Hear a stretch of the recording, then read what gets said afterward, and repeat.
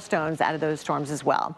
Now that severe threat shifts to the east and to the south, all the way down to the Gulf Coast, where we're more concerned about tornadoes today as opposed to yesterday. So we've got a Torcon number here of 3, including Montgomery, Alabama, on a scale that goes up to 10 being the maximum threat. It's not a very high number on the scale, but it's a number nonetheless. We could see a tornado watch issued later today and possibly a couple of tornadoes actually forming with any one of these supercells as they develop here in central and southern Alabama. Auburn looks pretty stormy as we head towards later this morning around 10 or 11 o'clock. And even early this afternoon, we are not done with the storms quite yet. It's going to take a while for the wet weather to really clear out until overnight tonight and into early Monday morning. So here's a look at the Carolina and Georgia coastline too, where severe weather is also a possibility. Savannah, Tybee Island, Spring Breakers, beware if you happen to be there on vacation. Torcon 2 and even 3 for some of these areas of southern Georgia. So just take a look at the future radar and you can see how the storms evolve and pop up here about 2-3 o'clock in the afternoon, reaching over toward the 95 corridor.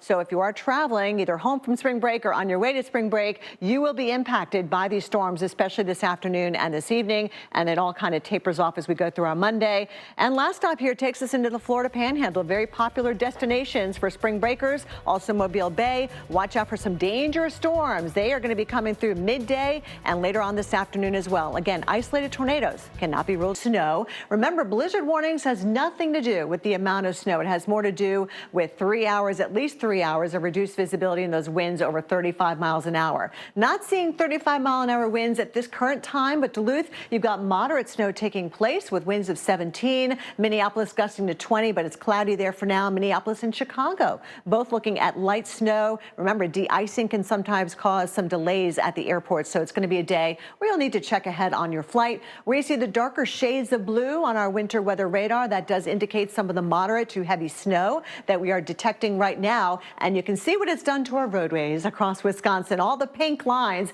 indicate roads that are covered with snow. I don't see any red out there, which would be impassable, but still, don't crowd the plow. Let them get out there and do their thing. There's a look at the winds picking up in Grand Rapids as we head towards later this morning. They'll be kind of fluctuating as we go throughout the day, but at times that wind will get rather strong. From Minnesota, swirling around the Great Lakes over towards Green Bay, 20-25 mile an hour winds. Chicago may be done with the snow later on, but the wind could still cause you a bumpy flight if you're heading in and out of Chicago or Midway. Detroit looking at some wind and snow for your Monday commute. Here's a look at the lighter shade of blue. That's about 1 to 3, darker blue 3 to 5. But there are a few pockets in the purple where we could see as much as 5 to 8 inches, possibly even closing in on another foot of snow for some of you, like we saw in the past. Look at Grand Forks and also around Minot. We did see 13 inches, Deerwood picking up 9 inches of snow. So we're still digging out from what already took place, and now we've got more snow on the way. Well, you've heard us talk about dangerous whiteout conditions during a blizzard. The blustering snow can really wreak havoc on the senses, but why is that? Our brainstorm team explains the science behind a whiteout.